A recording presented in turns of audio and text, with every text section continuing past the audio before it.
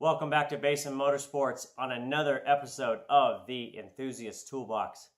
Now, how many times have you been working on a bolt that is just stubborn and is deep down in that engine bay and you can't get to it?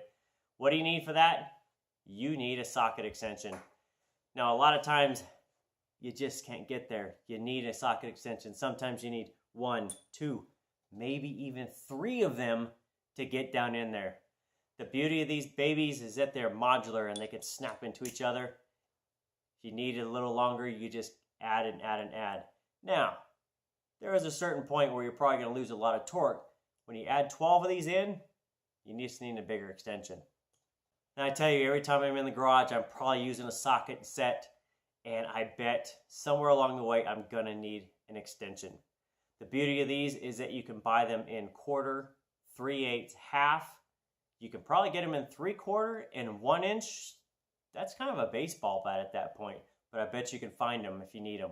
Now, these do come in different lengths, thankfully. Sometimes you only need a 3, sometimes you need a 6, maybe a 9, 12, and anything beyond that, well, they probably have it out there. Just take a peek at it. Now, just keep in mind, if you're using an extension on something that requires precision torque, extensions lose torque. So if you're using about a 6-inch extension, a lot of times you're going to lose 10 to 12% of your torque value because of twist in the material.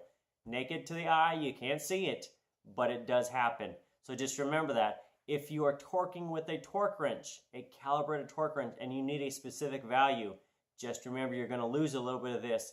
As always, there are links down to good, valuable products that I find that I'm passing on to you as my next enthusiast.